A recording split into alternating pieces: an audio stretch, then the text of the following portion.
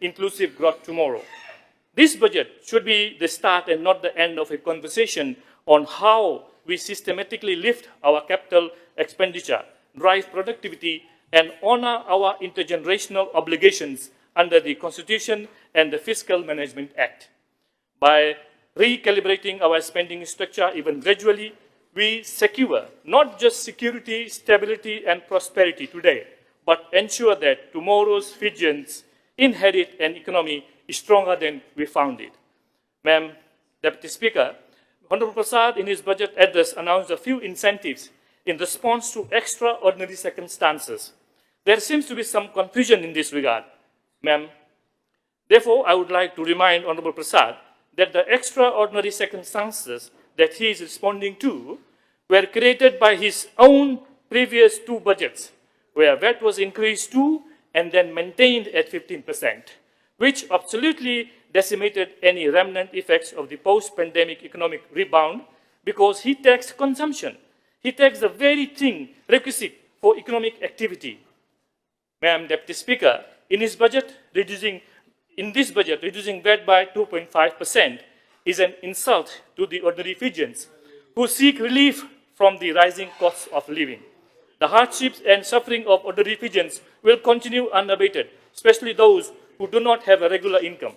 Because on a basket of goods costing $100, he is giving them a relief of only $2.50. What good will $2.50 do?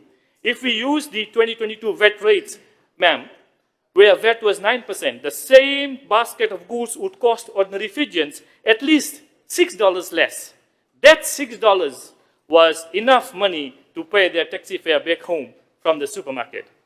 On behalf of ordinary Fijians, ma'am, Deputy Speaker, I would urge Honorable Prasad to not punish the people in this manner, please. They have done nothing wrong. Ma'am, Deputy Speaker, perhaps the only mistake was voting for him in the last elections, which I can assure him they will not repeat in the next one.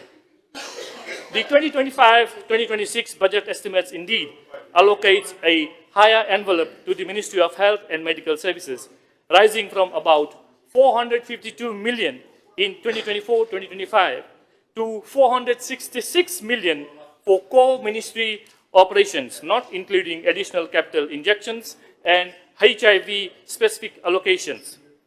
This reflects commendable recognition by the government of the deep vulnerabilities in our public health system, vulnerabilities that were starkly exposed during the pandemic and have been exacerbated by NCD burdens, rising mental health cases, and a growing HIV crisis. However, budgets are only as good as their execution.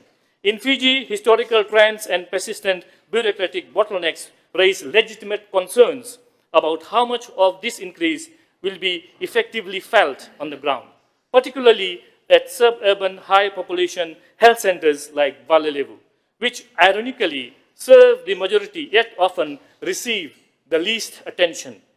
Drawing directly on the situation at Valelevu Health Center, ma'am, because I reside there, and which caters to a vast swathe of Nasinu, the country's most populous corridor, several systemic operational failures become glaring. Light fittings and air conditioning left non-functional for months, compromising basic safety and care standards. Radiology department non-operational for months due to a malfunctioning X-ray machine. Listen, then you'll know where I'm talking about. Laboratory forced to outsource routine tests to CWM, delaying diagnosis, straining tertiary centers. Chloramphenicol eye drops, out of stock for public facilities for 2 years, yet abundantly available in private pharmacies, indicating no global supply constraint, ma'am, but a national procurement or stock management failure.